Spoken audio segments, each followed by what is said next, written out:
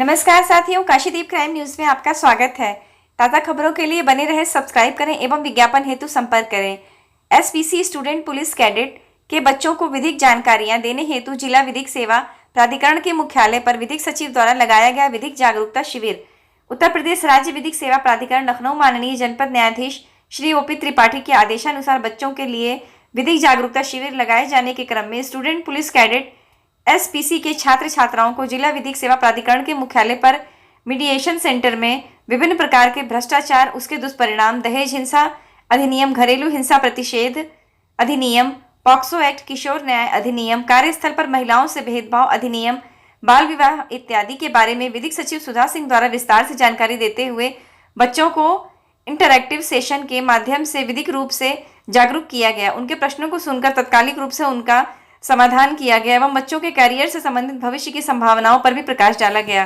वाराणसी से काशीदीप crime news ज्योति केशरी की report. तक आ गई, जिस भी रक्त संबंध से हो, शादीशुदा जिंदगी से हो, किसी और नातेदारी में एक दूसरे के साथ आप रह रहे हो, तो दूसरे को अधिकार नहीं कि आपके साथ अत्याचार करें। अब अत्याचार पे आइए। घरेलू हिंसा किस किस तरह की हो सकती है? मानसिक हो सकती है, शारीरिक हो सकती है, यौन हिंसा हो सकती है, एंड लास्ट वन में भी आर्थिक हो सकती है। आप कमा रही हो, आपका पति आपको पैसे लेने ही नहीं दे रहा है, आप फर्स्ट तारीख को अपने पेमेंट लेके आ रहे हो, आपसे छीन लिया, ये अधिकार उसका है? नहीं है ना। तो आर्थिक हिंसा आपके साथ कर रहा है। शादीशुदा कहीं ना कहीं ये सब चीजें उन्हें क्या होगा, उत्तेजना देगा, आपके संबंध खराब करेगा। कानून जानते रहो, बट समय आने पर जब बर्दाश्त से बाहर हो जाए और ऐसी चीजें आ जाए कि आपके साथ वैसा नहीं व्यवहार उन्हें करना चाहिए था, वो किया, तब आपको इसका सहारा लेना चाहिए। हर बात पे रानी लक्ष्मीबाई मत बनिए। गेटिंग माय पॉइंट ना? हर मैटर पे आप अगर झंडा खड़ा करेंगी तो ये हमारे संस्कार संस्कृति नहीं है।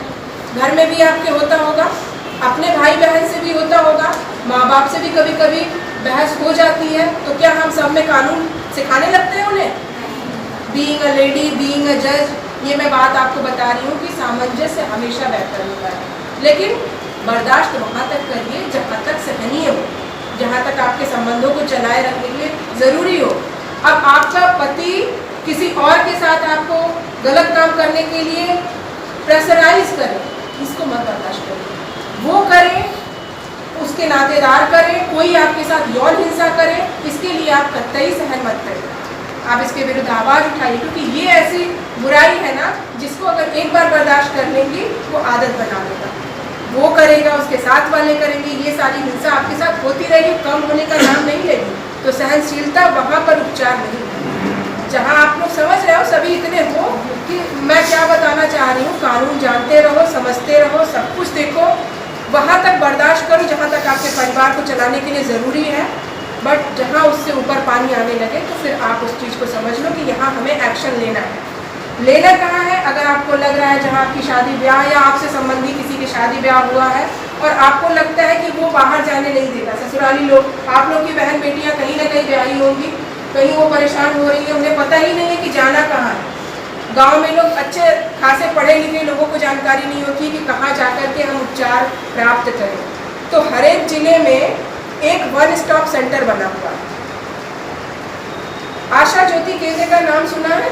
आशा ज्योति केंद्र ये हुआ करता था, अब वन स्टॉप सेंटर में कन्वर्ट हुआ है। ये हर जगह लगभग हॉस्पिटल्स में ही ये बनाया गया है। यहाँ दीनदयाल उपाध्याय हॉस्पिटल जो है उसमें बना हुआ है। वहाँ एक साथ वन स्टॉप इसलिए कहा गया, एक साथ कई तरह की सुविधा किसी भी महिला को या पीड़ित को मिलती है। सारा स्टाफ वहाँ पे महिला है, आप लोग की तरह महिला कांस्टेबल भी रहेंगे, महिला दरोगा भी रहेंगे और महिला वहाँ के केंद्र प्रभारी भी हैं, बाकी स्टाफ भी सब महिलाएं ही हैं। तो आप कहीं भी बोल के निकल सकते हो कि हम हॉस्पिटल जा रहे हैं, अपनी व्यथा वहाँ कह सकते हो। आपके मैटर में वो इन्वेस्टिगेट करेंगे। थोड़ा सेंसिटिव कानून है बच्चों के लिए। अब 4 वर्ड यूज हुआ है। 2 तरह से बच्चे भटकते हैं। एक रास्ता आप जा रहे हैं, भटकता हुआ बच्चा, भीख मांगते हुए बच्चा मिल जाएगा, उसको भी नीड जो है क्या है, केयर एंड प्रोटेक्शन की है। उसको कहाँ आप पेश करवाओगे? CWC। ये सब आप लोग बताए होंगे, आई थिंक आप लोगों से बात, ये सब बताया क्या है? ये सब अभी बताया गया है आप लोग को, ये सब चीज़ कहाँ जानकारी मिली है इसकी? सर हेल्पलाइंस के बारे में बताया गया है और किस प्रॉब्लम के लिए कहाँ पर शिकायत दर्ज करनी है, ये सब जानकारी दी है। हेल्पलाइंस तो आप लेके रखो, वो ठीक है, लेकिन अभी ये इतनी डिटेल जानकारी हाँ ये चीज़ जानते रहो ना, ये बेसिक्स है। बच्चों के लिए क्या है, 18 साल से कम के बच्चे हैं, किसी मामले में कभी गलत भी फंस जाते हैं, इनको ये लगता है कि हमारे करियर में बाधा होगा। बगल का कोई आपसे दुश्मनी चल रहा है, इस बच्चे को फंसा देना, इस परिवार को नीचे गिरा देना है, तो करना क्या है, अपनी बेटी से इसका एक मुकदमा दर्ज किया। बहुत कॉमन हो रहा है, हम लोग रोज देखते हैं कोर्ट में। कुछ नहीं करना, 156 कर दो। हमारे साथ रेप करने का प्रयास किया या रेप किया, ठीक है, मामला कल प्रूफ होगा, नहीं होगा, फिर बाद में पैसे की डिमांड होती है, या उस जिस जमीन का विवाद होता है उसको रजिस्ट्री कराने के लिए दबाव पड़ता है।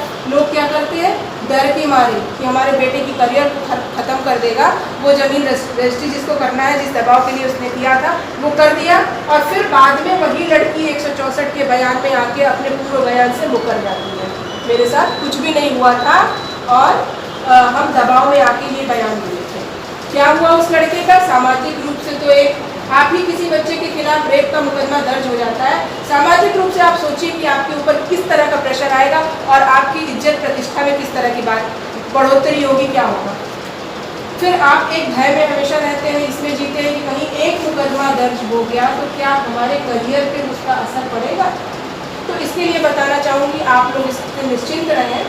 इसका ये मतलब नहीं कि बढ़ावा दें, लेकिन जानते रहें कि अगर किशोर न्याय अधिनियम के अंतर्गत कोई मामले दर्ज होते हैं तो या तो अगर सज़ा होती है, सज़ा उसमें क्या होती है, 3 साल का सुधार होता है, एक सुधार गृह में भेजा ही जाता है, या छूट जाते हैं। तो मुकदमा दर्ज होने का उस पर्टिकुलर बच्चे के करियर पे कोई प्रभाव नहीं है, इसको ध्यान में रखिए। तो किसी से इस बात के लिए दबाव में आने की ज़रूरत नहीं है कि आपके खिलाफ उसने गलत मुकदमा कर दिया है तो आपका करियर बर्बाद करने के लिए काफ़ी है, कतई नहीं।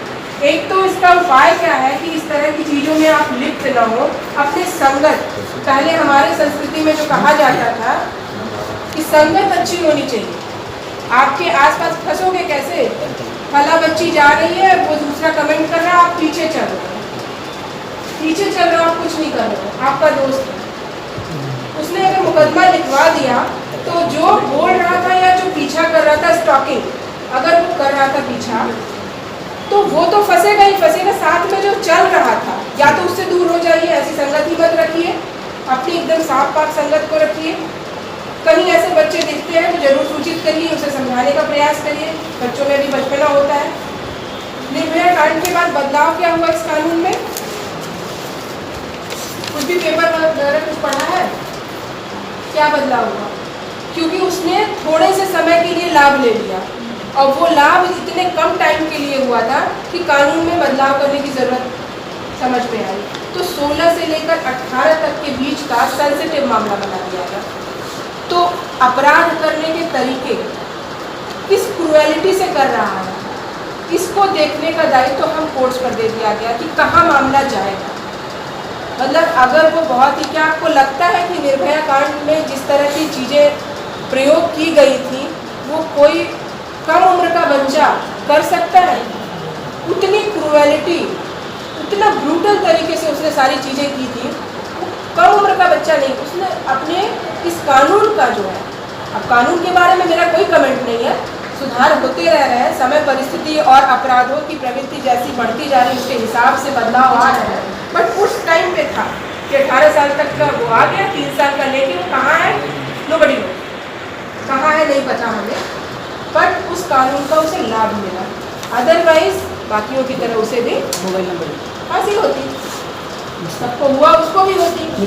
तो ये 16 से 18 के बीच का जो समय है इसमें बदलाव कर दिया गया है। अपराध कहाँ जाएगा, बड़ी कोर्ट में, मतलब बड़े एडल्ट लोगों का जहाँ होता है ट्रायल, वहाँ उसको भेजा जाएगा कि छोटी बड़ी जुवेनाइल कोर्ट में उसका निस्तारण होगा। इसको कोर्ट के ऊपर छोड़ दिया गया है। FIR नहीं होगा, एक GD में एंट्री कर ली जाती है, आप लोगों ने बताया नहीं होगा, जो जनरल डायरी थाने पे रखी जाती है, अगर छोटे मोटे मामले हैं, चोरी वगैरह के इस तरह के हैं, तो उसमें FIR नहीं होगा। अगर कोई कर रहा है ये गलत कर रहा है, एक्ट ये नहीं कहता है, वहाँ एक छोटी सी एंट्री होती है, ठीक है। तो ये बच्चों को ज़्यादा जानना चाहिए जब उन्हें गलत फंसा दिया जाता है। पुलिस, उसकी स्पेशल जुवेनाइल पुलिस यूनिट होती है जो कभी वर्दी में नहीं रहेगी, आपको इस पे भी क्वेश्चन करना है। अगर कोई इस तरह की आपके साथ कोई बर्बरता नहीं की जा सकती, आपके साथ बच्चों जैसा व्यवहार किया जाएगा। जब तक अपराध साबित नहीं हो जाता तब तक हम क्या मान के चलते हैं कि आप कोई अपराध नहीं किए। चूंकि मुकदमा दर्ज है, कोई आपके खिलाफ कंप्लेंट है, तो हम अगली कार्यवाही के लिए आपको बुलाते हैं। बस इतनी सी बात है, ठीक है।